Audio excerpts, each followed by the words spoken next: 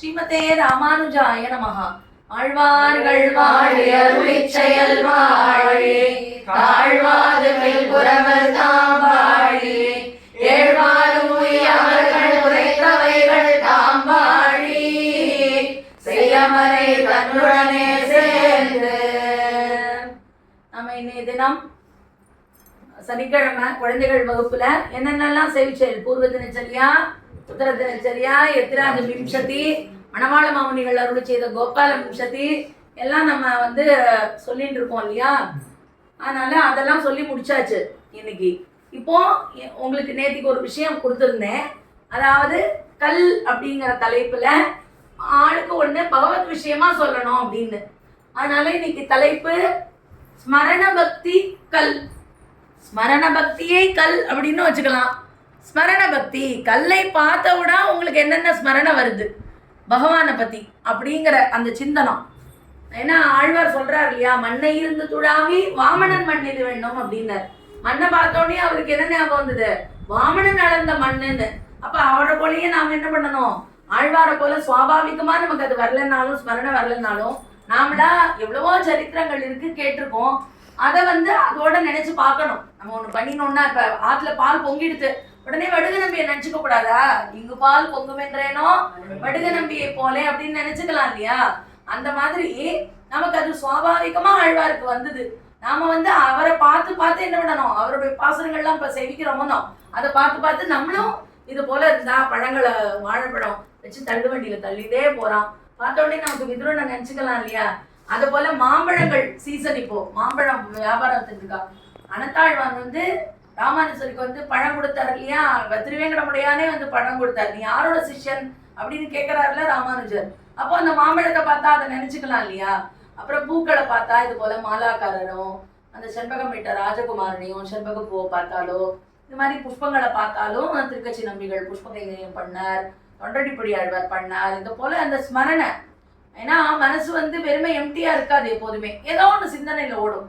அதுக்கு நம்ம பகவத் விஷயமா சிந்தனையை பழகிட்டோம்னா அது எவ்வளவு இனிமையா இருக்கும். கொஞ்ச நாளைக்கு அப்படியே அது தொடரும் இல்லையா. அதுக்காக தான் நான் எப்பொழுதும் வகுப்புல சொல்லுவேன், ஏதாவது ஒரு பொருள் பார்த்தாலும் அதுல பகவத் சம்பந்தம் இல்லாம இருக்க முடியாது. ஏதாவது ஒண்ணு இருக்கதான் இருக்கும். அதனால அதை வச்சு நினைச்சு பாருங்கோ அப்படின்னு சொல்லுவேன். அதனாலதான் என்ன பண்றது, புல்லுன்னு ஒன்னு எடுத்துன்னு ஒரு தடவை பண்ணினோம் இல்லையா வீடியோ. புல் அப்படின்னா, புல்லுன்னா பக்ஷின்னு ஒரு அர்த்தம், பகாசுரன்னு ஒரு அர்த்தம், அதுக்கப்புறம் ஜட்டாயுன்னு ஒரு அர்த்தம், அதுக்கப்புறம் சாதாரண பக்ஷின்னு ஒரு அர்த்தம் உண்டு, அன்னம்னு ஒரு அர்த்தம் உண்டு அப்படின்னு. அப்ப என்ன சொன்னா குழந்தைகள்லாம், நாங்க ஏதாவது ஒரு இந்த கம்ப்யூட்டருக்கு ஒன்னுத்துக்கு லேபுக்கெல்லாம் போகும்போது புல் புஷ்ன்னு எழுதியிருக்கோம் ஷோரூம்ல எல்லாம். அந்த புல்லை பார்த்த உடனே மாமி நீங்க சொல்லி கொடுத்த புல் அதை நினைச்சுட்டோம், அப்ப இந்த புல்லா புல்லதெல்லாம் நினைச்சுட்டோம்னு நீங்க எல்லாம் சொன்னேன் இல்லையா. புல் புஷ்ன்னு இருக்கு, அது வேற ஒண்ணு இல்லை, இங்கிலீஷ் வார்த்தை. இருந்தாலும் அதை நினைச்சுட்டேன்னு சொன்ன எழுதணும். அது போல ஸ்மரண பக்திங்கிறது இப்படியே நமக்கு தொடர்ந்து பகவத் விஷயமா வரணும். அதுக்கு பழகிக்கணும் நம்ம. ஏன்னா அதுவும் ஒரு நவவித பக்தி இல்ல, அதுவும் ஒரு பக்தி இல்லையா. அதனால அதை பழகிக்கணும். இப்போ இன்னைக்கு ஸ்மரண பக்தி கல். கல்லுங்கிற தலைப்பு. கல்லுன்னா என்ன, ஸ்மரண பக்தி கல்னா ஸ்மரண பக்திக்கு பழகுங்கோ அப்படின்னு சொல்றேன். ஆனா கல்லுன்னா ஸ்டோன்னு அர்த்தம்ல. இப்ப அந்த கல்லை வச்சு என்னென்ன விஷயங்கள் நேற்று சொல்லியாச்சு உங்கள்கிட்ட. இது நீங்க உங்களுக்கு தோணினதை நீங்க சொல்லணும் அப்படின்னு சொல்லியாச்சு. அதனால இன்னைக்கு ஒவ்வொருத்தரா சொல்லுங்க. ஃபர்ஸ்ட் யார் சொல்றா? ராமனை பத்தி சொல்லலாமா? யார் சொல்ல போறா? ராமாவதாரத்துல இருந்து ஸ்ரீநிதி சொல்ல போறா. கௌதமரோட பத்னியான அகல்யா ராமர் மிதிலைக்கு தாடகையை முடிச்சுட்டு மிதிலைக்கு போயிட்டு இருக்கும் போது கௌதமர் அகல்யாக்கு சாபம் கொடுத்ததுனால அகல்யா கல்லா இருப்பா. ராமர் அந்த வழியா போறதுனால ராமரோட பாத துளிகள் பட்டு அகல்யா பெண்ணா மாறுவா. வல்லருக்கு 2 கல்லை பெண்ணாக்கின பெரியவாச்சார் பிள்ளை பாசுரப்படி ராமாயணத்துல சாதிச்சிருக்காரு. வெரி குட், சிறப்பு சிறப்பு. ஸ்ரீநிதி சொன்னா ரொம்ப அழகா இருந்தது. அதாவது ராமன் தாடகைய வதம் பண்ணிட்டோ, அதாவது இவர் விஸ்வாமித்திரர் கூட போறார். தாடகைய வதம் பண்ணி மிதிலாபுரிக்கு போகும்போது ராமனுடைய பாத தூளி பட்டு கல்லா இருந்தவள் என்ன ஆயிடுறா, பெண்ணாயிடுறா. கௌதம முனிவரோட மனைவி சாபம் எடுத்து அகல்யை பெண்ணாயிடுறா. இது 4000 திவ்ய பிரபந்தத்துல எங்க தேடியும் இந்த சரித்திரம் கிடைக்காது. ஆனா பெரியவாச்சான் பிள்ளை பாசுரப்படி ராமாயணத்துல சொல்லியிருக்கார் அகல்யா சாப விமோச்சனத்தை பத்தி. அதனால அந்த பாசுரப்படி ராமாயணத்துல முதல் காண்டத்திலே என்ன வரும், மந்திரங்கள் மறைமுனிவன் வேள்வி காக்க நடந்து வந்தெடுத்த தாடகை தன் உரத்தை கீறி வல்லரைக்கர் உயிருண்டு கல்லை பெண்ணாக்கி அப்படின்னு. கல் அப்படிங்கிற தலைப்புக்கு ராமாவதாரத்துல இருந்து ஸ்ரீநிதி ரொம்ப அழகா சொன்னான். அகல்யாங்கிற அவள் கல்லா இருந்தா ராமன் திருவடி தூளிப்பட்டு பெண்ணாயிட்டா அப்படின்னு. அதனால அடுத்த சரித்திரம் யார் சொல்ல போறா? ஸ்ரீநிதி நீ சொல்லு. திவ்யதேசத்தை பத்தி சொல்றானா இவ? திவ்யதேசம் கும்பகோணத்து பக்கத்துல நாச்சியார் அங்க பார்த்து சொன்னேன். கும்பகோணத்து பக்கத்துல நாச்சியார் கோயில் சத்தமா சொல்லணும். ஆமா. திருக்குடந்தைக்கு பக்கத்துல நாச்சியார் கோயில்ல கல்கருடன் எழுதியிருக்காரு. அதாவது திருக்குடந்தைங்கிற திவ்யதேசம் எல்லாருக்கும் தெரியும். திராவிட ஸ்ருதி தர்ஷகர் 6ஆம் எழுந்தருளியிருக்கார். அதற்கு பக்கத்துல உப்பிலியப்பன் கோயில் திருவெண்ணகர். அதுக்கு பிறகு திருநறையூர் அப்படிங்கிற ஊர் இருக்கு. அந்த நாச்சியார் கோவில்னு பிரசித்தமா சொல்லுவா. சோழ நாட்டுல இருக்கிற இன்னொரு நாச்சியார் கோயில் இது. உறையூர்னு ஸ்ரீரங்கம் பக்கத்துல ஒரு நாச்சியார் கோயில் இருக்கு. நாச்சியார் திருமாளிகைன்னா அது ஸ்ரீவில்லிபுத்தூர். இது நாச்சியார் கோவில், இதுவும் நாச்சியார் கோயில்னு வழங்கப்படுறது. நாச்சியார் கோயில்னு உறையூரையும் சொல்லுவோம், கமலவழி தாயம். நரையூரையும் சொல்லுவா நாச்சியார் கோயில். இங்க கல்கருடன் எழுந்தருளியிருக்கார். பெருமாள் சன்னதிக்கு பக்கத்திலே அங்க கல்கருடன், ஒவ்வொரு பெருமாள் வந்து கல்கருடன்ல ஏழி சேவை சாதிப்பார். ஒவ்வொரு இடத்துல இருந்து மூலஸ்தானத்துல நகும்போது 4 8 பேரா அப்படியே ஜாஸ்தி ஆகிட்டே இருக்கும் அவருடைய கணமானது. அதனால ரொம்ப அழகான கல்கருடன் அங்க சேவை சாதிக்கிறார் நாச்சியார் கோவில்ல. அதனால கல்லை பத்தி சொன்னோடனே கல்கருடன் சொல்லிட்டா. அடுத்தது ஹரிணி என்ன சொல்ல போற? மதுரகவியாழ்வார் வந்து அயோத்தியில நம்மாழ்வார் சரித்திரத்துல இருந்து. வெரி குட், சொல்லு.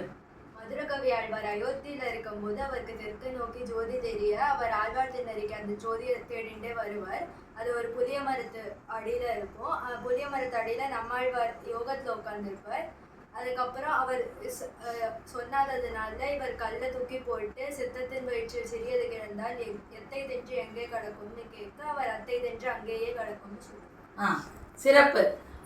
ஆழ்வார் திண்ணறியில, அதாவது நம்மாழ்வார் அவதாரத்துக்கு பிறகு அது ஆழ்வார் திண்ணறி தென்குரு ஊர்ல மதுரகவி ஆழ்வார் என்ன பண்றாரு? கிருஷ்ணாவதாரத்தை சேவிக்கிறதுக்கு அங்க போறார். உத்தர கங்காதீர உயர்த்தவத்தோன் வாழியே அப்படின்னு வாழி திருநாமம். திருக்கோளூர் அவதரித்த செல்வனார் வாழி. அவர் என்ன திருநக்ஷத்திரம்? சித்திர மாசம் சித்திரை நட்சத்திரம் மதுரகவி ஆழ்வார். சித்திரையில் சித்திரை நாள் சிறக்க வந்தோன் வாழியே, திருக்கோளூர் அவதரித்த செல்வனார் வாழியே, உத்தர கங்காதீர உயர்த்தவத்தோன் வாழியே, ஒளி கதிரோன் தெற்குதிக்க உகந்து வந்தோன் வாழியே அப்படின்னு. அந்த ஒளி கதிரானது தெற்கு நோக்கி போயிட்டு இருந்ததாம். தெற்குல தான் திருக்கோளூர்ல தான் அவதரிச்சிருக்கார் அவர். ஆனா கிருஷ்ணாவதாரத்தை சேவிக்கணும்னு வடக்கு தேசம் போறார், கங்காதீரத்துக்கு போறார். ஆனா திருப்பி தெற்கு நோக்கியே ஒளி வருது. பார்த்தா பகுளபூஷண பாஸ்கரர் தான் அந்த ஒளி. திருப்புளிய மரத்தடியில அங்க இருக்கார் பெருமாள், நம்மாழ்வார் இருக்கார். அவரை நோக்கி வருது. கொண்டு வந்து விட்டவரனே அவர் யோகத்துல இருக்கார் அப்படியே. அதனால தஸ்மை நமோ முனிவராய பராசராய. இந்த பராங்குசாட்டகம் முதல்ல இது என்ன ஸ்லோகம்? த்ரைவித்ய விருத்த ஜனமூர்த்த விபூஷணம் யத் ஜனஸ்ய யதேவ நித்யம் சரண்யம சரண்ய ஜனஸ்ய புண்ணியம் தத் சம்சயேம வகுலாவரணாவலி. அதுல கிருஷ்ண திருஷ்ணா தத்துவம்னு வரும் இல்லையா? கிருஷ்ண திருஷ்ணா தத்துவம்னு அந்த ஸ்லோகம் சொல்லுங்க. யத்கோ சஹஸ்ரம் அபஹந்தி தமாம்சி பும்சாம் நாராயணோ வசதி எத்ர சச்சங்க சக்ரஹ என் மண்டலம் ஸ்ருதிகதம் பிரணமந்தி விப்ராஹா தஸ்மை நமோ வகுளபூஷண பாஸ்கராய. அதனால தெற்கே உதித்த சூரியன் யாராம்? வகுளபூஷண பாஸ்கரர். அவரை நோக்கி ஒரு ஒளி வருது. மதுரகவி ஆழ்வார் கொண்டு வந்து அங்க கொண்டு வந்து விட்டுருதான் அந்த ஒளி. பார்த்த உடனே பார்த்தா இங்க வகுளபூஷண பாஸ்கரர் நம்ம ஆழ்வார் அங்க அமர்ந்துட்டு இருக்கார், யோகத்துல இருக்கார். அவர் அப்ப என்ன பண்றார் மதுரகவி ஆழ்வார்? இவருன்னா ஆடவே இல்லை, அசையவும் இல்லை, அப்படியே உட்காந்துருக்காரு யோகத்துல. இவர் முடிச்சுப்பாரா மாட்டாரா அப்படின்னு தெரியல. அதனால ஒரு கல் எடுத்து போடுறார். அதுதான் இப்போ ஹரிணி சொன்னது.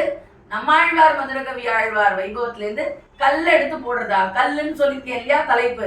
அதனால கல் எடுத்து போடுறாரு. கல் எடுத்து போடுற உடனே அவர் முழிச்சு பாக்குறானா. முழிச்ச உடனே சரி இவரை கேள்வி கேட்போம். அடுத்தது தானே பார்ப்போம். கேள்வி கேட்போம். நீங்க யாரு என்ன? இவர் ஞானியாருக்கு தெரியறாரு. அப்ப சொல்லணும், என்னென்னு கேட்கணும்னு தோன்றது அவருக்கு. அதனால இவர் ஏதாவது கேள்வி கேட்டா என்ன பண்றாரு பார்ப்போம் அப்படின்ட்டு மதுரகவி ஆழ்வார் என்ன கேட்கிறார்? சத்தத்தின் வயிற்றில் சிறியது பிறந்தால் எத்தை தின்று எங்கே கிடக்கும் அப்படின்னா இந்த ஜீவாத்மா இங்க பிறந்து இப்படியே உழண்டு இருக்கும் அப்படிங்கறத சொன்ன உடனே ஆச்சாரியரா அவரை ஸ்வீகரிச்சுட்டு பட்டோலை திருவாய்மொழி முதலான பட்டோலை எல்லாம் கொள்றாரு இல்லையா மதுரகவி ஆழ்வார். அது கல்லுங்கிற சரித்திரத்துக்கு நம்மாழ்வார் மதுரகவி ஆழ்வார் வந்து நம்மாழ்வார் கிட்ட வந்து கல்லை போட்டார் அப்படின்னு சொன்னா. அதுக்கு அடுத்தது தனுஸ்ரீ. கண்ணன் வந்து கோவர்தனகிரியை தூக்கின சரித்திரம் ஞாபகம் வருது. அதுல வந்து திருநெடுந்தாண்டகம் பாசுரம், திருநெடுந்தாண்டகத்துல 13வது பாசுரம் இத பத்தி சொல்றது. கல்லெடுத்து கல்மாரி காத்தாய் என்றும் சேர்த்து சொல்லுங்க. தாமர பூங்கச்சி உரகத்தாய் என்னும் வெள்ளெடுத்து மெல்லியல் தோள் தோய்ந்தாய் என்னும் வேக்காவில் துயிலமர்ந்த வேந்தே என்னும் மல்லடத்து மலரை என்று அட்டாய் என்னும் மாகின்ற கைத்தளத்து என் மைந்தாய் என்னும் சொல்லே என்று துணை முனை மேல் சோரச் சோகின்றாளே. ஃபுல் பாசுரமே சொல்லியாச்சு. குழந்தைகள் உங்களுக்கு எல்லாம் திருநெடுந்தாண்டகம் ஆயிருக்கு. அதனால கல்லெடுத்து கல்மாரி காத்தானாம். ஏன்னா இந்திரன் என்ன பொழிஞ்சான், 7 நாள் மழை, கல்மழை பொழிஞ்சான் இல்லையா. அதனால இவன் என்ன பண்ணிட்டான், கல்லையே எடுத்து ரட்சிச்சுட்டான். ஆணிரைகளையும் ஆயர்களையும் கல்லெடுத்து காத்து அந்த குன்றமேந்தி குளிர்மழை காத்தவன்னு ஆழ்வார் பாசுரம். உங்களுக்கு திருமாலையில கூட ஆயிருக்கு. மழைக்கு அன்று வரைமுனைந்தோம் மைந்தனே மதுரவாரே.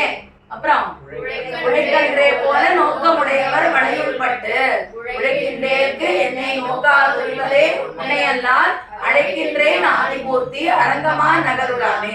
மழைக்கு அன்று வரை முன்னியத்தும், வரைனாலும் மலை. இப்ப ஆழ்வார் என்ன, திருமங்கை ஆழ்வார் என்ன பண்றார், கல்லெடுத்து கல்மாரி காத்தாய். கல்லுங்கிறது கோவர்த்தன மலை, கல்லெடுத்து கல்மாரியே காத்துட்டார். 2 கல் சொல்லிட்டா இப்ப தனுஸ்ரீ. 2 கல்லுக்கு 2 விஷயம் கிடைச்சு போயிடுது. கல்மாரி காத்தான், கல்லை எடுத்தான். அதனால அழகான திருநெடுந்தாண்டகம் பாசுரத்தையும் சேர்த்து சொல்லியாச்சு. அப்பப்ப இந்த பாசுரங்களையும் சொன்னாதான் உங்களுக்கு விஷயமும் இந்த என்ன எடுத்துட்டோமோ அந்த விஷயம் சொன்னாப்புல இருக்கும், பாசுரமும் சேர்ந்து சொன்னாப்புல இருக்கும். எல்லா பாசுரத்தையும் நம்ம தினம் வந்து பயிற்சி பண்ண முடியறது இல்லை இல்லையா. அப்ப நடுநடுல இது சொன்னா உங்களுக்கு தெரியுதாங்கிறதையும் நானும் பார்த்துட்ட மாதிரி இருக்கும். அடுத்ததாக இப்போ புஷ்பா நீ சொல்லு ஏதாவது கல் விஷயமா. கல்லுன்னு சொன்னா எனக்கு வந்து விட்டலன் தான் ஞாபகம் வராது. நம்ம குண்டலிக்கன்னு ஒரு பக்தர் இருந்தார். அவர் வந்து தன் அம்மா அப்பாவுக்கு சேவை பண்ணணும்னு சொல்லிட்டு பண்டரிப்பூர்ல இது டென்ட் போட்டு அங்க இருந்தார். அப்ப கிருஷ்ணர் வந்து துவாரகையில இருந்து வர நாரதரோட வந்து அவரை வந்து பார்க்கணும், யார் அம்மா அப்பாவை சேவிக்கிறவங்கள பார்க்கணும் அப்படின்னு சொல்லிட்டு அங்க வரார். அப்ப குண்டலிக்கன் சொல்றார், நான் வந்து எங்க அம்மா அப்பாவுக்கு சேவை பண்ணிட்டு இருக்கேன், அதனால நீ வந்து கொஞ்ச நேரம் இந்த கல்லுக்கு இந்த செங்கல் மேல கொஞ்ச நேரம் நில்லு அப்படின்னு செங்கல் கொடுக்குறாரு. ஸோ கிருஷ்ணர் வந்து செங்கல் மேல நின்றுட்டு அவர் வர வரைக்கும் வெயிட் பண்றாரு. இவர் வெளியே வந்த உடனே சொல்றாரு, இந்த மாதிரி நான் வந்து உங்களை வந்து ரொம்ப நேரம் காக்க வச்சுட்டேன் அப்படின்னா கிருஷ்ணர் சொல்றாரு, நான் இல்லை, நான் ரொம்ப சந்தோஷமா இருக்கேன், நீ அம்மா அப்பாவுக்கு வந்து சேவை பண்ணதுனால நான் ரொம்ப சந்தோஷமா இருக்கேன், உனக்கு என்ன வேணும்னு சொல்லு அப்படின்னு கேட்ட உடனே புண்டலிக்கன் சொல்றாரு, எனக்கு எப்படி இப்ப நீ தரிசனம் கொடுத்தியோ அதே மாதிரி இங்க இதே இடத்துல நீ வந்து எல்லாருக்கும் தரிசனம் கொடுக்கணும்னு கேட்டதுனால இப்பயும் பாண்டுரங்கன் செங்கல் மேல எல்லாருக்காகவும் நமக்கு தரிசனம் கொடுத்துட்டு இருக்காரு. ரொம்ப ரொம்ப அருமை. அதாவது நம்மெல்லாம் இருக்கிறது மகாராஷ்டிரால, இங்க டோம்பிவிலியில இருக்கோம். பண்டரிபுரம்ங்கிறது இங்கதான் இருக்கு. அதனால நிறைய அங்கங்க இங்க இருக்கிற இடங்கள்லயே கூட டோம்பிவிலி தானா எங்க எடுத்தாலும் ஒரு விட்டலன் சன்னதி இருக்கும். அழகா பெருமாளை தொட்டு செவிக்கலாம். அந்த விட்டலன்கிற பேரே எதனால, கல்லு மேல நின்னதுனாலதான் விட்டலன் அப்படிங்கிற பேரு. பாண்டுரங்கன்னு சொல்றோம். கிருஷ்ணர் தான் பாண்டுரங்கனா ஆனார் இல்லையா, விட்டலனா இருக்கார். அதனாலதான் ருக்மிணி பிராட்டியோட தான் சேவை சாதிக்கிறார் இல்லையா. அதனால ருக்மிணி பிராட்டியுமா கண்ணனுமாக வந்து புண்டலீகனை வந்து அனுகிரகம் பண்ணியிருக்கா. அதனாலதான் செங்கல் மேல நிற்கிறார். சந்தன திலகமிட்ட சுந்தரனை பாடுங்க. சந்தன திலகமிட்ட சுந்தரனை நம் சிந்தை தனில் நாடும் வைத்திடுவோம். செங்கல் மேலே நிற்கும் பாண்டுரங்கனையே சர்வ மங்களம் அருளும்படி வேண்டிடுவோம். பாண்டுரங்க பாண்டுரங்க பாண்டுரங்கா அரே பாண்டுரங்க பாண்டுரங்க பாண்டுரங்கா பாண்டுரங்க பாண்டுரங்க பாண்டுரங்கா அரே பாண்டுரங்க பாண்டுரங்க பாண்டுரங்கா. செங்கல் மேல இருக்கிற பாண்டுரங்கன் தான் எனக்கு ஞாபகம் வருது கல்லுன்னா அப்படின்னு சொன்னா. எவ்வளவோ இடங்கள் பாக்குறோம், கன்ஸ்ட்ரக்ஷன் நடந்துட்டு இருக்கு, செங்கல்லாம் போட்டு வச்சிருக்கா. செங்கல் சூளை பாக்குறோம், ஸ்ரீரங்கத்துல எல்லாம் தோப்பு பக்கம்லாம் போனா செங்கல் சூளை பார்க்கலாம். பார்த்தானா நம்ம வீட்டுல நினைச்சுக்கணுமா இல்லையா, நினைச்சுக்கணுமோனோ ஞாபகம் தன்னால வரணும். 4 தடவை நினைச்சு பாக்குறோமோ 5ஆவது தடவை செங்கலை பார்த்தா செங்கல்லாம் தோணாது. விட்டலன் நின்னதுதான் நமக்கு ஞாபகம் வரும். அதனால அந்த செங்கலை பார்த்தா விட்டலன் ஞாபகம் வரும். ஞாபகம் வரணும், ஞாபகம் வச்சுக்கணும் நம்ம. அதனால புண்டலீகனுக்காக வந்தவன் அந்த கல்லுல. அது இன்னொரு விஷயம் பாருங்க, தான் மட்டும் இல்லாம இங்க வரவாளுக்கெல்லாம் அனுகிரகம் பண்ணணும். புண்டலீகன் என்னைக்கோ வாழ்ந்தான், ஆனா இன்னைக்கு நம்ம பாண்டரங்கனை சேவிச்சிருக்கோம்னா அவன் பிரார்த்தனை படிதான். அதனாலதான் எத்தனையோ ரிஷிகளுக்கு பெருமாள் காட்சி கொடுக்கிறார். தேவர்களுக்காக யாகத்துல உத்தரவேதியில தோன்றினவர் தான் காஞ்சிவரதன் இன்னைக்கு சேவிக்கிறோம். கருடனுக்கு பிரத்யட்சமா அகோபலத்துல சேவிக்கிறோம். மேதாவி மகரிஷிக்கு, மார்கண்டேய மகரிஷிக்கு, அப்படின்னு ஒவ்வொருத்துலயும் திவ்யதேசத்துலயும் சரித்திரம் ஒரு முனிவரோட இருக்கும். அவள்லாம் பிரார்த்தனை பண்ணி பெருமாள் சேவிச்சிட்டோம் பேசாம இருந்தா நம்மளுக்கு இன்னைக்கு பெருமாள் கிடைக்க மாட்டேன், பார்க்கறதுக்கு நமக்கு கிடைக்காது. அவ பிரார்த்தனையின்படி பெருமாள் இன்னைக்கும் நமக்கு சேவை சாதிச்சுட்டு இருக்காரு இல்லையா?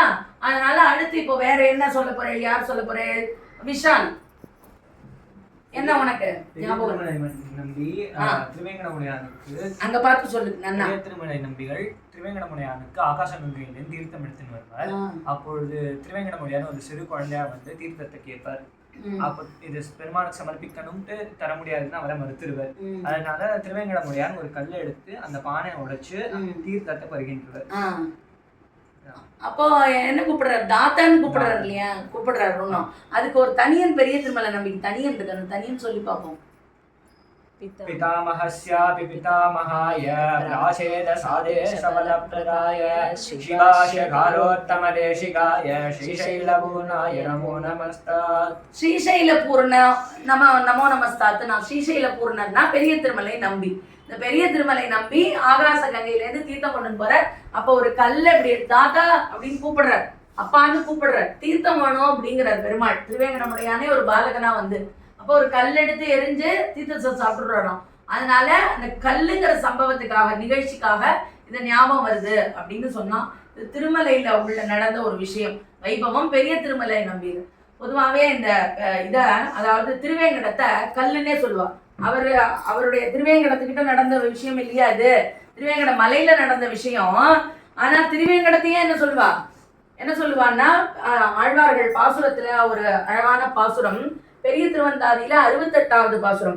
கல்லும் கனைகடலும் வைகுந்த வானாடும் புல்லென்றொழிந்தனகொல் ஏபாவும் வெள்ள நெடியான் நிரங்கரியான் உள்புகந்து நீங்கான் அடியேனது உள்ளத்தகம் அப்படின்னு பெரிய திருவந்தாதி பாசுரம். இதுல கல் அப்படிங்கிற இடத்துக்கு வியாக்கியானத்துல எல்லாம் சொல்லப்பட்டிருக்குன்னா திருவேங்கடமலை அப்படின்னு சொல்லியிருக்காரு. கனைக்கடல்ங்கிறது பார்க்கடல், கல்லுன்னா திருவேங்கடம் அப்படின்னு சொல்லப்பட்டிருக்காங்க. திருவேங்கடத்திலே 2 விஷயம் பார்த்துட்டோம். பெரிய திருமலை நம்பி கொண்டு போன அந்த பெருமாள் பெருமாளுக்காக தீர்த்தம் கொண்டு போனதுல கல்லை விட்டு எரிஞ்சார் அப்படின்னு பார்க்குறோம் பெருமாளே. அது போல இந்த கல்லுன்னா திருவேங்கடமலை அப்படிங்கிறதும் பார்த்தோம். இப்போ இன்னொரு விஷயம், நீங்க ராமன் கிருஷ்ணன் பத்தி எல்லாம் சொல்லிட்டு இருந்தேன் இல்லையா? அப்போ ராமனை பத்தி ஒரு விஷயம் சொல்றேன் அடியேன். அதாவது ராமாவதாரத்தும் போது ராமன் காட்டுக்கு அனுப்பிச்சுடுறான் கைகேயி வரதுனால. அப்ப தசரதன் புலம்புறார். அந்த தசரதன் புலம்பல ஒரு பதிகமாவே பாடியிருக்கார் குலசேகர ஆழ்வார். அப்போ அதுல பண்டாளின் இணைவணங்கி அப்படின்னு தொடங்குறது அந்த பதிகம்.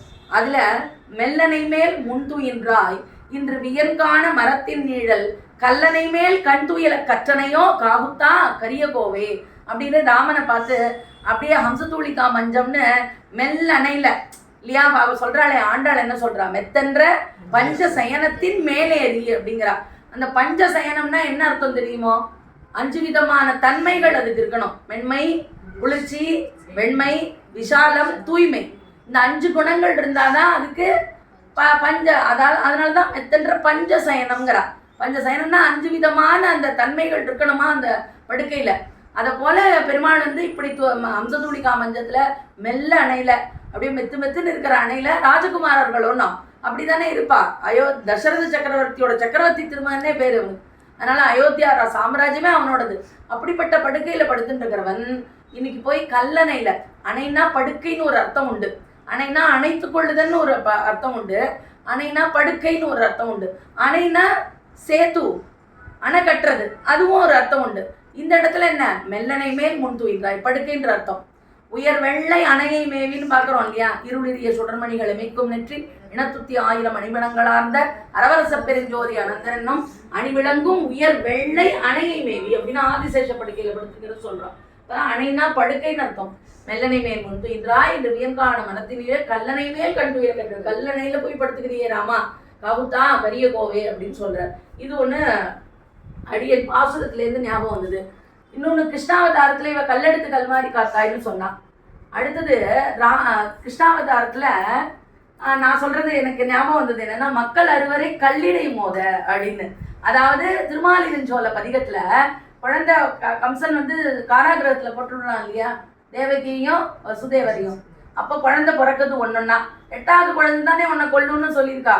அதனால என்ன பண்றானா அப்ப கம்சன், பிறந்த குழந்தை பிஞ்சு குழந்தைய அப்படி இப்படியே கல்லுல மோதி கொண்டுடுறானா. அதை எவ்வளவு பாடியிருக்காருப்பா, அவன் வருத்தப்பட்டு. அப்படியே மக்கள் அறுவரை கல்லிடை மோத இழந்தவள் தன் வயிற்றில் சிக்கன வந்து பிறந்தாய் திருமாலிருஞ்சோலை எந்தாய் அப்படின்னு பாடியிருக்காரு ஆழ்வாரத. அதனால அந்த கல்லிடை மோதங்கிறதுக்கு அது அடியருக்கு ஞாபகம் வந்தது. இன்னொன்று நீங்க ராமாவதாரம் கிருஷ்ணாவதாரம்லாம் சொன்னேன், அடியருக்கு வராக அவதாரம் அதுல ஞாபகம் ஒரு விஷயம் கல்லுன்னா உங்களுக்கு எல்லாம் சொல்லணும்னு. என்னன்னா வராக சரமஸ்லோகம் சொல்லு விஷால். சிதே மனசி சுஸ்வஸ்தே ஷரீரே சதியோ அனரஹ தாது சாம்யே சிதே ஸ்மர்த்தா விஸ்வரூபம் ஜமாமஜம் ததஸ்தம் பிரியமானந்தோ காட்டமாஷான சன்னிபம் அஹம் ஸ்மராமி மத்பக்தம் நயாமி பரமாங்கதிம். இதுதான் வராக சரம ஸ்லோகம். இதோட அர்த்தம் என்னன்னா, ஒரு மனுஷன் இங்க இருக்கும்போது ஒரு ஜீவனானவன் பெருமாளை வந்து நன்னா தாதுக்கள்லாம் நன்னா இருக்கும் பொழுது, பெருமாள் உடல் ஆரோக்கியமா இருக்கும்போது பெருமாளை சேவிச்சேன்னா, நான் அவன் கல்லு போலையும் கட்ட போலையும் இருக்கும் பொழுது அவன் என்ன நினைக்க முடியாது. அவனுக்கு பதிலாக நான் நினைச்சு அவனை நான் பரமபதம் அழைச்சுன்னு போறேன். அகம் ஸ்மராமி அகம் நயாமி. அவனுக்கு அந்திம ஸ்மிருதி வர்ஜனம். அதனால நானே அவனை நினைச்சுக்கிறேன், அவனுக்கு பதிலா நானே அவனை அழைச்சுன்னு போறேன் அப்படின்னு சொல்றார். அகம் ஸ்மராமி மத்பக்தம் நயாமி பரமாங்கதின்னு. இதுல என்ன விஷயம் இருக்கு? காட்ட பாஷான சன்னிபம்னு. காட்டம் அப்படின்னா கட்ட, பாஷானம்னா கல்லு. அதனால கல்லு போல கட்ட போல சுய நினைவு இல்லாம நம்ம இருக்கும்பொழுது நமக்கு பதிலாக பெருமாள் வராகன்னு நம்ம நினைச்சுக்கலாம். எயிற்றிடை மண் கொண்ட எந்தை ராப்பகல் ஓதுவித்து என்னை பயிற்சிப்படி செய்ய கொண்டான் மண்ணன்று பட்டினம் காப்பேன்னு ஆழ்வார் பாசுரம், பெரியாழ்வார் பாசுரம். எந்த பதிகத்துல? நெய்க்குடத்தை பற்றி ஏறும் எறும்புகள் போல் நிறந்தினதுல. அதனால வராக பெருமாள் நம்ம அதான் பற்றுதலுக்கு உரிய அவதாரம்னா என்னன்னு அப்படின்னா பராசர பற்ற சொல்றார், எந்த அவதாரத்தையும் கொள்ளக்கூடாது, நம்ம வராகனை தான் பின்பற்றணும். ஏன்னா வாசி தூர்த்து கிடந்த பார்மகட்டு மண்டொரு நாள் மாசுடம்பில் நீர்வாரா மாணவினா பன்றியா தேசுடைய தேவர் திருவரங்க செல்வரா பேசி இருப்பனர்கள் பேர்க்கவும் பேராவே. இன்னொரு விஷயம் உங்களுக்கு சொல்றேன். ஸ்ரீரங்கம் கோயிலுக்கு நீங்கள்லாம் அடிக்கடி போறவா தான் எல்லாரும். ஸ்ரீரங்கமே சொந்த ஊராக சொந்த கிராமமாக இருக்கிறவா இருக்காங்க. அதனால ஸ்ரீரங்கத்துக்கு போகும்போது நுழையிற தெற்குரங்கா கோபுரத்து வழியா உள்ள நுழைஞ்ச உடனேயும் குரத்தாழ்வான் சன்னதி, எய்தாப்புல நாதமுனிகள் சன்னதி, இந்த பக்கம் தொடரடிப்படி ஆழ்வார் சன்னதி, அதுக்கப்புறம் ரங்கவிலாஸ் மண்டபம் ஆரம்பிக்குது. ரங்கவிலாஸ் மண்டபத்துக்கு மேல பார்த்தீங்கன்னா தேர்தட்டுல கிருஷ்ணன் அர்ஜுனன், அது இந்த பக்கம் நடுவில் இருக்கும். இந்த பக்கம் லக்ஷ்மி வராகன் இருப்பார், அதாவது வராகமூர்த்தி. இந்த பக்கம் ஃபர்ஸ்ட் எடுத்த உடனே ராமாவதாரம். ராமாவதாரத்துல என்னன்னா, இந்த ஆகாசத்துல வந்து விபீஷணன் 4 ராக்கதர்களோட வந்து சரணாகதி பண்றது, இது பண்றது, அதாவது பெருமாள்கிட்ட வந்து சரணாகதி பண்றது. அதனால அபயப்பிரதானம் அந்த இது பண்றது. பெருமாள் வந்து ராமாவதாரத்துல அந்த 4 அரக்கர்களோட வர்றது, ராமர் உட்காந்துருக்கிறது. இங்க வந்து யாரா இருக்கா, சுக்ரீவன் இருக்கார், ஹனுமன் இருக்கார். இது அப்படியே சிலாரூபத்துல நேரம் மேல பார்க்கலாம். முதல்ல ராமர், அதுக்கப்புறம் கிருஷ்ணர் தேர்தட்டுல, அதுக்கப்புறம் லக்ஷ்மி வராகன். இது 3 என்ன சொல்லுது நமக்கு? ராமச்சர்ம ஸ்லோகம், கிருஷ்ண சர்ம ஸ்லோகம், வராக சர்ம ஸ்லோகம். அப்படியே பார்க்கலாம். இப்ப நம்ம எதுக்கு சொல்ல வந்தோம்னா, காட்டபாஷான சன்னிபம் அப்படிங்கிறதுக்காக பார்த்தோம். கல்லு போல அப்படிங்கிறதுக்காக. கல்லு போல இருந்தா கூட நான் உன்னை நினைச்சுக்கிறேன் அப்படின்னு சொல்றான். அடுத்தது இவன் சொல்லணுமே, ஸ்ரீனிவாஸ் என்ன பிளான் பண்ணிருக்க சொல்றதுக்கு?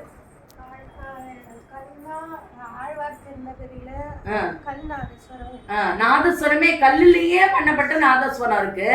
அது வந்து இப்போ வந்து அதுல வாசிக்கிறது இல்லை. ஆனா ஆழ்வார் திருநறையில கல் நாதஸ்வரம் இருக்கு அப்படிங்கிறது தகவல் பத்மாசினி சொன்னாங்க மாமி இல்லையா. அதனால ஆழ்வார் திருநறையில அது இருக்கு. அதனால அந்த ஆழ்வார் திருநறிக்கு ஒரு விஷயம் நம்மாழ்வார் மதுரகவி ஆழ்வார் விஷயமா சொன்னா கல் நாதஸ்வரம் இருக்கு அப்படின்னு சொல்லிட்டா. இன்னும் ஒண்ணு நம்ம பார்க்கலாம். அதாவது ராமானுஜர் விஷயமான ஒரு முக்தகம் இருக்கு. அந்த முக்தகத்தை சொல்றேன், அதோட அர்த்தத்தையும் பார்ப்போம். ஏதானி தானி புவனத்ரய பாவனானி ಸಂಸಾರ ರೋಗ ಸಕಲೀಕರಣೌಷಧಾನಿ ಜಿಹ್ವಾತಲೆ ಮಮಲಿಕಾನಿ ಯಥಾಶಿಲಾಯಾம் ராமானுஜேதி சதுராணி அமிர்தாட்சராணி அப்படின்னு இது ஒரு முக்தக ஸ்லோகம். அதாவது இந்த சம்சார மண்டலத்துல இது சம்சாரமே ஒரு ரோகம் தான் இல்லையா? அந்த சம்சார ரோகத்திலேருந்து நம்ம காப்பாற்றக்கூடிய ஒரே மருந்து என்னவா அப்படின்னா ராமானுஜங்கிற அந்த 4 எழுத்து அக்ஷரம் தான். நச்சேத்து ராமானுஜேத் ஏஷா சதுரா சதுரக்ஷரி காமவஸ்தாம் பிரபத்தியந்தே ஜந்தவோ ஹந்தமாத்ருஷா அப்படின்னு சொல்றா இல்லையா? அதை போல இந்த ராமானுஜருங்கிற இந்த 4 எழுத்த ஜிஹ்வாதலே அப்படின்னு அந்த நாக்கில் நான் வந்து எழுதிப்பேன். எப்படின்னா கல்லுல பொறிச்சாப்புல என் நாக்கில் பொறிச்சுப்பேன் அப்படிங்கிற அந்த நாக்கில் எப்போதும். அப்படின்னா என்ன அர்த்தம்? அந்த ராமானுஜர் நாமத்தை சொல்லிகிட்டே இருந்தா நமக்கு அதுவே உஜ்ஜீவனத்தை பண்ணி கொடுக்கும் அப்படிங்கிறதுனால ஜிஹ்வாதலே மம லிகானி யதாசிலாயாம், கல்லுல எழுதிக்கிறது போல என்னுடைய நாக்கோடைய அந்த இதுல எழுதிப்பேன் ஜிஹ்வாதலத்துல.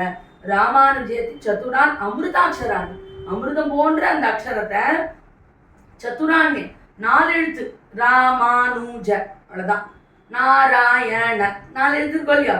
ஆனா அதை விட இருந்தா நமக்கு இதுக்கு சமத்து 4 எழுத்தான். இது வேலுக்குடி சுவாமி அடிக்கடி சொல்றாரு, சமத்து 4 எழுத்து இதுதான். ஏன்னா இதுதான் மோட்சத்தை கொடுக்குமா. அது நம்மள கர்மத்திலையும் தள்ளும் மோட்சமும் கொடுக்கும் பெருமாளோடது. ஆனா இவர் மோட்சைக ஹேத்துவா இருக்கார் இல்லையா? ஆச்சாரியர் என்ன நம்ம கர்மத்துக்கு காரணமா அவர் கிடையாது, கேவலம் மோட்சைக ஹேத்து, நமக்கு மோட்சத்தை மட்டுமே கொடுக்கற போறவர். அதனால பெருமாள் என்ன பண்ணுவான்? ஞானம் கடிந்த நலம் கொண்டு நாடரும் நெய்பவருக்கு வானம் கொடுப்பது மாதவன் அப்படின்னு. வானம் எப்ப கொடுப்பான் அப்படின்னா ஞானம் இருக்கணும், நலம் இருக்கணும், நன்னா நையமா அஷ்டவித பக்தியில என்ன நினைச்சு உருகணும், அப்பதான் நான் மோட்சம் கொடுப்பேன் அப்படிங்கிறது தான் அவருடையது. ஆனா பெருமாள் உடையவருக்கு என்ன ஒண்ணுமே கிடையாது. திருப்பி அது சொல்லு முழுசா. தகவன்னும் சரண் கொடுத்தே தன் கிருப்பையினாலேயே அவர் அதை கொடுத்து விடுறார். அதனால பெருமாளுடைய அதாவது மோட்சம்ங்கிற ஒரு இது பொருள் வாங்க போறோம். 2 கடை இருக்கான். ஒன்னு எம்பெருமான் கடை, இன்னொன்னு எம்பெருமானார் கடை. 2 கடை இருக்கான். இந்த 2 கடையில நம்ம ஒரு பொருளை வாங்க போறோம். அதுல என்ன பண்றா? அதிக விலை வைக்கிறாராம். கரார் விலையாம், கைமேல் விலையாம். என்ன புரிஞ்சுக்கோங்க, திருப்பி நான் ஒரு தடவை சொல்றேன். உங்களுக்கு எல்லாம் தமிழ் புரியாததுனால கொஞ்சம் இங்கிலீஷ் சேர்த்து சொல்றேன். அதிக விலைன்னா நிறைய ரொம்ப எக்ஸ்பென்சிவா இருக்கு இல்லையா? நிறைய விலை. போனோமா ஒரு 300 ரூபாய்க்கு எடுத்தோமான்னு கிடையாது. எடுத்தெடுப்புலேயே 5000 தான் ஆரம்பிக்குதுங்கிற மாதிரி இருக்கும் இல்லையா? சில மால் எல்லாம் போனேன்னா உங்களுக்கு குர்த்தி அது இதுன்னு போட்டிருப்பா, நிறைய புடவை எல்லாம் எடுத்தெடுப்புலேயே 5000 தான் இருக்கும், கீழே இருக்காது. அதனால எக்ஸ்பென்சிவா இருக்கிறது, அதனால அதிக விலையாம். அதுக்கப்புறம் கரார் விலை அப்படின்னா என்ன? Fixed rate, no bargain. இது ஃபிக்ஸட் ரேட். இது கரார் விலை. கைமேல் விலை அப்படின்னா இப்பயே கொடுக்கணும். இந்த கடையில் வந்து சொன்னால் எனக்கு தெரிஞ்சவன் தானே, தெரிஞ்சவா தான் அவன், நான் இந்த மாதம் ஒரு 400 ரூபா கொடுக்குறேன், அடுத்த மாதம் ஒரு 500 ரூபா கொடுக்குறேன் அப்படின்னு கேட்டு சில கடையில் தெரியும், வாங்கி போவோம். வழக்கம் இன்றைக்கும் உண்டு. அப்படிலாம் கிடையாது. கைமேல் விலை இப்பயே தரணும். கார்டு கொண்டு வந்திருக்கியா, ஜிபே இருக்கா, அப்படியே பண்ணிட்டு அப்படியே வாங்கிட்டு போ, இல்லைன்னா கிடையாது. இதுதான் எம்பெருமான் கிடையாது. மோட்சங்கிற பொருளுக்கு, மோட்சங்கிற பொருள் வேணும் எனக்கு, நான் போய் எம்பெருமான் கடையில் போய் நிற்கிறேன். அப்போ என்ன சொல்கிறார் அவர்?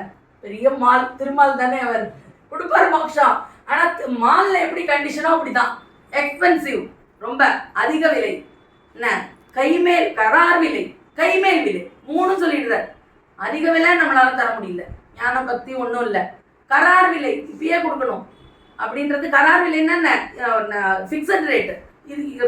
இது கொஞ்சம் கொஞ்சம் கம்மி இருந்தாலும் பரவாயில்லையா, ஞானம் கொஞ்சம் கம்மியாக இருந்தால் பரவாயில்லையா, அனுஷ்டானம் கொஞ்சம் கம்மியாக இருந்தால் பரவாயில்லையா அப்படின்னா இல்லை, கரார் விலை இருக்க வேணும். இது இல்லைன்னா நான் உன்னை ஏற்றுக்க மாட்டேன், அது கரார் விலை.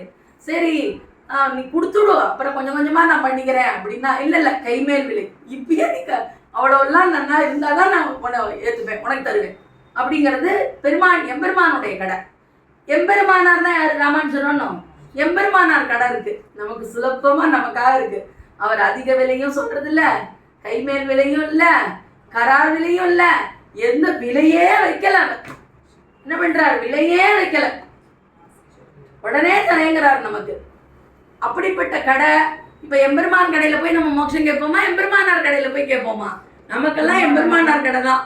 ஏன்னா ஏதோ ஒரு சில ஜீவாத்மாக்களுக்கு அந்த மாதிரி அவன் அவ்வளவு தகுதி உள்ளவாளா இருப்பாளே வெஞ்சம், ஆச்சாரிய பரம்பரையில இருக்கிறவா, திருமாளிகையில் இருக்கிறவா, அவளுக்கு வேணா அது வந்து சுலபமா அந்த பண்ணிடலாமே ஒழிஞ்சு நமக்கு அந்த பக்தியோ நமக்கு அந்த அனுஷ்டானமோ எதுவுமே நமக்கு கிடையாது.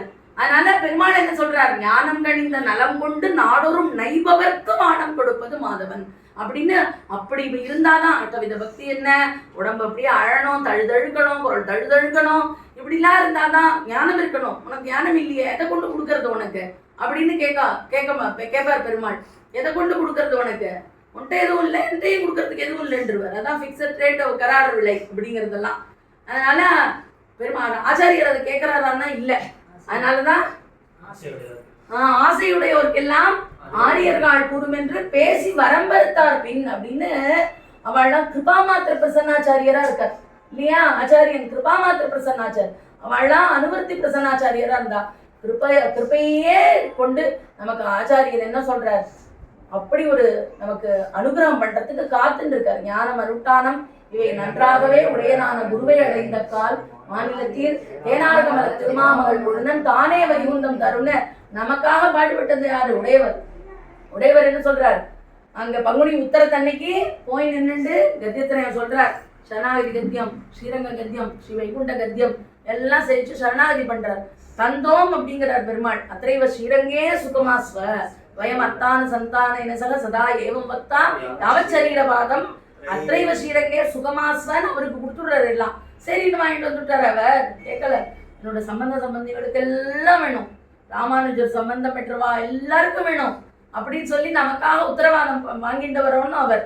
எப்படி நான் வராகன் சொல்றார், நீ என்ன நினைச்சுன்னா நான் உன்னை நினைச்சுக்கிறேன்னு சொல்ற மாதிரி, அவதாரங்கள்ல எளிமை வராகன்னு சொல்ற மாதிரி ஆச்சாரியர்கள்ல நமக்காக அவர் பாடுபட்டு உத்தரவாதம் வாங்கி கொடுக்குறார். மோட்சம் வந்து என் சம்பந்தம் உள்ள வாழ்க்கை எல்லாம் கொடுக்கணும். அதனால கர்மயோகம், ஞான யோகம், அந்த மாதிரி கர்மயோகம், ஞான யோகம், பக்தி யோகம், இதுல அசக்தர்களுக்கு என்ன பிரபக்தி, பிரபக்தியில அசக்தர்களுக்கு என்ன உடையவர் திருவடி தான். அதனால உய்ய ஒரே வழி உடையவர் திருவடி. திருவே தஞ்சம், திருவரங்கனே தஞ்சம், தஞ்சமடைந்த நம் ராமானுசனே தஞ்சம். நமக்கு தெரிஞ்ச கல்லெல்லாம் சொல்லிட்டோம். கடைசியா ஸ்ரீரங்கத்துல பத்தி ஒரு கல் திரையிடுறத விட்டு போயிடுச்சு. சுபா சொல்றீங்களா, அதை சொல்லு. ஸ்ரீரங்கத்துல கலாப காலம், அதாவது முகலாயர்கள்லாம் படையெடுத்து வந்தபோது உற்சவர் ஏழை பண்ணிட்டு ஜோதிஷ்குடியை நோக்கி போகணும்னு பிள்ளைலோக்காச்சாரியார், பெரியவாச்சாரன் பிள்ளை போன்ற குருவாச்சாரியர்கள்லாம் முடிவெடுத்து உற்சவர் ஏழை பண்ணிட்டு போயிடலாம் அப்படின்னு நினைச்சுட்டா, அப்போ வந்து மூலவர் இருக்காரே அவர் ரட்சிக்கணுமே அப்படின்னு நினைச்சு என்ன பண்ணலாம் அப்படின்னு யோசிச்ச போது, இவெல்லாம் பெரிய மூலவரோட கர்ப்பகிரகத்துக்கு மேல நேரா மூலவர் சனிச்சுட்டு கர்ப்பகிரகத்துக்கு நேரா பெரிய கல்தரை இட்டு அவரை மறைச்சு வச்சுட்டு உற்சவரை ஜோதிஷ்குடியை நோக்கி பிள்ளைலோக்காச்சாரியார் முதலியவர்கள் ஏழை பண்ணிட்டு போனார். அதனால மூலவருக்கு பெரிய பெருமாளுக்கு கல்திரை இட்டு பெருமாளை வந்து உற்சவரை காப்பாத்தினது பிள்ளைலோக்காச்சாரியார். ஜோதிஷ்குடியில போய் உற்சவரை வச்சு காப்பாத்தினார். ஸ்ரீரங்கன்ன உடனே அடியனுக்கு இப்போ ஒண்ணு ஞாபகம் வருது, கல் தச்சன். அதாவது கல்ல ஒரு சிற்பி, அந்த கல் தச்சன் சிற்பியோ அந்த கல்லை உடைச்சு சிற்பம் பண்ணிட்டு இருக்கான். அப்படி சிற்பம் பண்ணும்போது ஸ்ரீரங்கத்துல அவன் அந்த அந்த கல்லை உடைச்ச பொழுது ரொம்ப ஆழத்துக்குள்ள ஒரு குழி இருந்துதான். அந்த குழிக்குள்ள ஒரு தேரை இருந்துதான். அந்த தேரை ஜீவிக்கிறதுக்கு அது கொஞ்சம் தண்ணியும் இருந்துதான். அதை பார்த்து அப்படியே மூர்ச்சை ஆயிட்டான் நான் கொஞ்சம் நேரத்துக்கு. அந்த கல்ச்சத்தன் எழுந்திருந்த உடனேயும் அதை திருப்பி நினைச்சு பார்க்கறான் அந்த காட்சியை. இவ்வளோ பெரிய பாறை, அதுக்குள்ள ஒரு குழி, அதுக்குள்ள ஒரு தேரை, அது ஜீவிக்கிறதுக்கு ஒரு தண்ணி, இப்படி வச்சுட்டு இருக்கிறானே பெருமாள். இப்படி ஒண்ணுமே தெரியாது, அது தானா ரட்சிக்கிறதுக்கு ஒன்றும் தெரியாது. அது பெருமாள் பார்த்து இயற்கை உறவினனான எம்பெருமான் அழகா அதை வச்சிருக்கானே, அப்ப என் வாழ்க்கையை பார்க்கறதுக்கு நான் எதுக்கும் முயற்சி பண்ணணும்?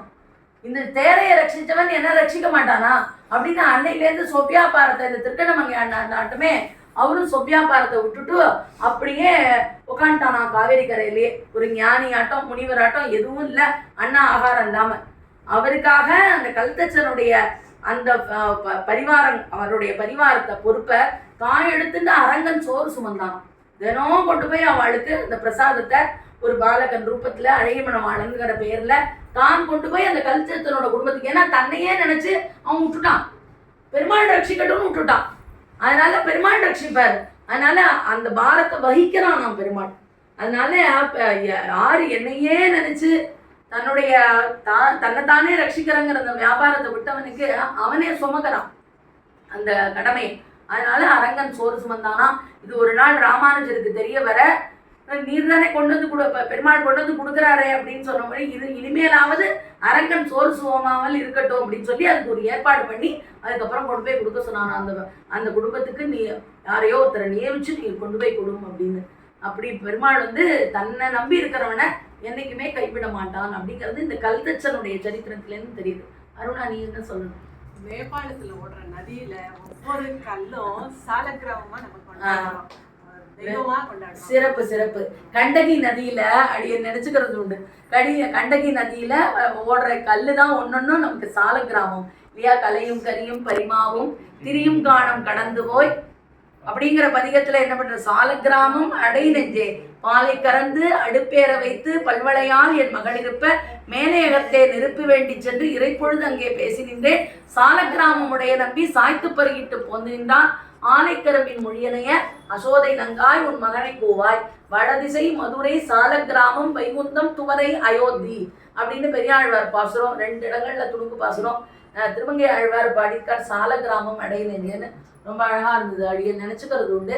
கண்டகி நதியில இந்த சால கிராமம் இதுவா இருந்தது. அப்புறம் திருக்குடந்தையில கல்தேர். கல்தேர்.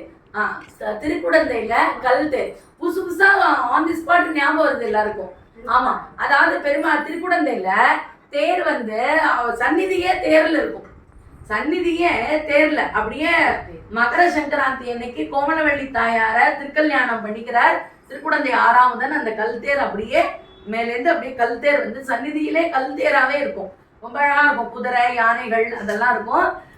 திருமங்கை ஆழ்வார் அவர் காலத்தும் போது சொல் தேர் எடுத்தார், திருவள்ளுக்குற்றிருக்க பண்ணார். மரத்தேரும் கைங்கரியம் பண்ணினாராம் திருமங்கை ஆழ்வார். அதுக்கப்புறம் கல்தேரும் அவருக்கு உண்டு. அதனால கல்தேர், மரத்தேர், சொல் தேர்னு முத்தேர் வித்தகன் அப்படின்னு சொல்லி கருணாகராச்சாரியர் சுவாமி சொல்லியிருக்காரு ஒரு இடத்துல சாதிச்சிருக்கார். திருப்பாணாழ்வார் சரித்திரம். ஆமா, திருப்பாணாழ்வார் சரித்திரம் யாரு சொல்ல போறா? உறையூர்ல சொல்லு. ஸ்ரீரங்கத்துக்கு அக்கறையில உறையூர் திருப்பாணாழ்வார் இருந்துட்டு வெங்கனை தியானம் பண்ணிகிட்டே இருந்தாராம். வெங்கனை தியானம் பண்ணிகிட்டே இருந்த உடனே அவருக்கு லோகசாரங்க முனிவர் வந்து தீர்த்தம் எடுக்க வர்றச்ச அதை கவனிக்கலை. பெருமாள் தியானத்திலே இருந்துட்டார். அதனால என்ன பண்ணாரா, லோகசாரங்க நகந்துக்கோன்னு சொல்லும்போது இவர் கவனிக்காமல் இருந்துட்டார். அப்போ பக்கத்தில் இருந்த கல்லை எடுத்து போட்டோன்னா அவர் இது பண்ணி திறந்து பார்த்துட்டு அவச்சாரப்பட்டுனே நகந்துட்டார். அதுக்கப்புறம் அவர் தீர்த்தம் எடுத்துட்டு பெரிய பெருமாள்கிட்ட போன பிறகு பெரிய பெருமாள் அவருக்கு ரத்தம் வரும். அதுக்கப்புறம் அதை பார்த்த உடனே லோகசாரங்க முனிவரை அனுப்பி நீ திருப்பாணாழ்வாரை ஏழை பண்ணிட்டு வரோம் அப்படின்னு சொன்னதுனால திருப்பாணாழ்வாரை ஏழை பண்ணிட்டு லோகசாரங்க முனிவர் வரும். இது வந்து கல்லுங்கிறதுனால இந்த சரித்திரம் பத்மாசினி சொன்னது. ஒரு கல்லை எடுத்து போடுறாரு, இவர் பாட்டு மெய்மறந்து பாடிட்டு இருக்காரு அப்படின்னு சொல்லிட்டோம். அப்ப கல்லை எடுத்து போட்டோன்னே பெருமாள் அங்க நடைய இதை திறந்துக்கவே இல்லை, கதவையே போய் முதல்ல ஏழை பண்ணிட்டு வாரும்னு. அதனால லோகசாரங்க முனிவரையே வாகனமாக கொண்டவர்ங்கிறதுனால என்ன பேர் வந்தது இவருக்கு? முனிவாகன. சுவாமி தேசிகனும் முனிவாகன போகம்னே எழுதியிருக்கார் அமலநாத பிரானுக்கு வியாக்கியானம். அந்த மாதிரி லோகசாரங்க முனிவர், அதாவது அந்த தனியன்லயே பார்க்கலாம். ஆபாத சூடம் அனுபூய ஹரிசயானம் மத்தியங்கவேரமிகு முனிதாந்தராத்மா அதிருஷ்டதோ நயனயனா விஷயாந்தரான யோனிச்சகாய மனவை முனிவாக நந்தம் அப்படின்னு அங்க உள்ளேயே போகல ஆழ்வார். அதாவது திருப்பாண ஆழ்வார் வெளியில இருந்து தான் பாடுறாரு. ஆனா காட்டவே கண்ட பாத கமலம் தெரியுமோனா தனியன் சொல்லுங்க. காட்டவே கண்ட பாத கமலம் நல்லாடை முந்தி கேட்டர் முதல்வர்ணம் திருமார்பு கண்டம் செல்வார் ஆட்டமில் கண்கள் மேலே முடியேறி தனி புகுந்து பாட்டினால் கண்டு வாழும் பாடத்தால் பரவினோமே அப்படின்னு அவர் காட்ட பார்த்தாராம். அதனால அம்மாவட்டம காவேரி அந்த தென்திரு காவேரியில நின்று தினம் பாடுறதுதான் அவருக்கு திருப்பாணாழ்வாருக்கு கைங்கரியம். கான ரூபமான பெருமாளை வந்து அவருடைய உகப்புக்கு பாடுறது பெண்கள். அதனால பாணாழ்வார் அந்த திருப்பாணாழ்வார் 10 பாசுரங்கள் அமலநாதி பிரான் பண்ணினார். இவரை பத்தி ஆச்சாரிய ஹிருதயத்துல ஒரு சூர்ணிக்கு அழகான விலேச்சனம் பக்தனானான்னு முதல் பிரகரணத்துல 85வது சூத்திரம். அது விலேச்சனம் பக்தனானான்னு ஒரு பெரிய சூத்திரம். அதுல சொல்றார், தமர்களில் தலைவரா, அதாவது எவ்வளவு தாழ்குலத்துல சேர்ந்தவரா இருந்தாலும் எம்பெருமானுக்கு கைங்கரியம் பண்றவாள உயர்ந்த குலத்திலிருந்து நம்ம பிரமித்த ஜென்மமா இருக்கோம் இல்லையா, அந்த வர்ணாசிரமத்துல உயர்ந்தவன் அப்படின்னு அவெல்லாம் இவளை அனுவர்த்திக்கிறான். அதை சொல்லும்படியான ஒரு சூத்திரத்துல இது, அதை விளக்குற மாதிரியான ஒரு சூத்திரம் இது, நீண்ட சூத்திரம். இதுல புஷ்ப தியாக போக மண்டபங்களில் பனிப்பூவும் ஆலவட்டமும் வீணையும் கையுமான அந்தரங்கரை முடிமன்னவனும் வைதிகோத்தமனும் மகாமுனியும் அனுவர்த்தித்த கிரமம் அப்படின்னு வரும். புஷ்ப மண்டபத்துல புஷ்ப தியாக போக மண்டபம். புஷ்ப மண்டபத்துல குறும்பருத்த நம்பி, அவன் ஒரு புயவன், மண்பூ வெட்டான், ஆனா மனசு பூரா பக்தி அவனுக்கு, தான்கிற அகங்காரம் இல்ல. தொண்டமன்னவன் பெரிய ராஜா, பெருமாளுக்கு தங்க புஷ்பம் சமர்ப்பிப்பான். அவன் தொண்டமன்னவன் குருவ நம்பிய அனுவர்த்திக்கிறான். ஏன்னா இவன் பக்தன்னு தெரிஞ்சுட்டு திருவேங்கடமுடையான் சொல்றார், தினம் என் பூவை தள்ளி விட்டுறியே, அவன் இந்த மண்பூ வச்சுட்டு இருக்கேன்னு கேட்கும்போது கீழே போ குறவ நம்பின்னு ஒருத்தன் இருப்பான், அவனை போய் பாருன்னா அவனை அனுவர்த்திக்கிறார் தொண்டமன்னவன். தியாக மண்டபத்துல திருக்கச்சி நம்பிகள் வைசிய குலத்தை சேர்ந்தவர், அவர் ஆலவட்ட கைங்கரியம் பண்றார். அவர் மூலமாக தான் நமக்கு 6 வார்த்தை கிடைச்சது. அகமேவ பரதத்வம் தர்சனம் வேத ஏவச்ச மோக்ஷோபாய பிரபத்திஷ்டாத் அந்திமஸ்மிருதி வர்ஜனம் ஏகாவசானே முக்திஷ்டாத் பூர்ணாச்சாரிய சமாசேகர். இந்த சம்பிரதாயத்துக்கு வேண்டிய 6 வார்த்தையும் யார் மூலமா கிடைச்சது? திருக்கச்சி நம்பிகள். அவர் ஆலவட்ட கைங்கரியம் பண்ணார் காஞ்சி பெருமாளுக்கு, தேவ பெருமாளுக்கு. ஸ்ரீமத் காஞ்சிமுனியும் வந்தே கமலாபதி நந்தனம் வரதாங்கிரி சதாசங்க ரசாயன பராயணம் 6 மொழி பூதூராருக்கு அளித்த பிரான் வாழியே, திருவால வட்டம் செய்து சேவிப்போன் வாழியே அப்படின்னு வாழ்த்துனாம். அந்த திருக்கச்சி நம்பிகளை அனுமதித்து வைதிகோத்தமனான ராமானுஜர். அடுத்து தியாக மண்டபம் ஆயிடுத்து. போக மண்டபத்துல லோகசாரங்க முனிவர் யார அனுவர்த்தித்தார்? திருப்பாணாழ்வார். இப்படி அந்த சூத்திரம் போகுது. அழியமணவாள பெருமாள் நாயனார் சாதிக்கிறார். ஆக இன்னைக்கு கல் அப்படிங்கிற ஒரு விஷயத்தை எடுத்துட்டு அதுல ஸ்மரண பக்தி என்னென்னலாம் நினைக்கலாம், எதெல்லாம் நினைக்கலாம் அப்படின்னா, ராமனை நினைக்கலாம், கிருஷ்ணனை நினைக்கலாம், வராகனை நினைக்கலாம், நம்மாழ்வார், மதுரகவி ஆழ்வார், திருப்பாணாழ்வார், லோகசாரக முனிவர், பெரிய திருமலை நம்பி, திருவேங்கடமுடையான், திருநறையூர்ல கல்கருடன், ஆழ்வார் திருநெல்ல கல்நாதசுரம். அதுக்கப்புறம் கல்லுன்னா திருவேங்கடத்தையே சொல்லுவா, கல்லும் கனைகடலும்னு. அதுக்கப்புறம் கல்லுன்னா விட்டலன், செங்கல்மேனன் இல்ல விட்டலன், ஸ்ரீரங்கத்துல கல் திரையிட்டது. அப்புறம் கிருஷ்ணன், கம்சன் வந்து மக்கள் அறுவரை கல்லிடை மோதன்னு, ராமன் வந்து கல்லணை மேல இப்படி போய் துயின்றானே அப்படின்னு வருத்தப்பட்டதாக தசரதன் பாடினது. இப்படி ராமானுஜர் அந்த சதுராட்சரிய என்னுடைய நாக்குங்கிற நாக்குல எழுதி வச்சுக்கிறேன் அப்படின்னு சொல்றது. சில கல்லுல பொறிச்சாப்புல என் நாக்குல பொறிச்சுக்கிறேன்னு சொன்னது. இது மாதிரி முக்தகம், இவ்வளவு விஷயங்கள் நாம கல்லுன்னு பார்த்தோம். அடுத்து இன்னொரு நாள் இன்னொரு டாபிக் தரேன், மண்ணுன்னு ஒரு டாபிக் தரேன். அந்த மண்ணுங்கிறதுக்கு நீங்க எல்லாரும் என்னென்ன ஆழ்வார், இதே மாதிரிதான் ஆழ்வார் சரித்திரமா, ஆச்சாரியன் சரித்திரமா, பகவத் விஷயமா, எதுவோ ஒண்ணு மண்ணுல நிறைய இருக்கு. மண்ணை இருந்து துடாவின்னு நம்மாழ்வார் சொன்னதுல இருந்து கண்ணில் மணல் கொடு தூவி காலினால் பாய்ந்தனை என்றென்றுன்னு மண்ணுல நிறைய இருக்கு. அடுத்தடுத்த வாரத்துல மண்ணுல பார்ப்போம். சரியா? இன்னைக்கு கல் அப்படிங்கிற விஷயத்த ஸ்மரண பக்தியிலே கற்றோம். ஆழ்வார்கள் வாழி அருளி செயல் வாழி தாழ்வாது மிகுரவர் தாம் வாழி அவர்கள் உரைத்தவைகள் தாம் வாழி செய்யமறை தன்னுடனே சேர்ந்து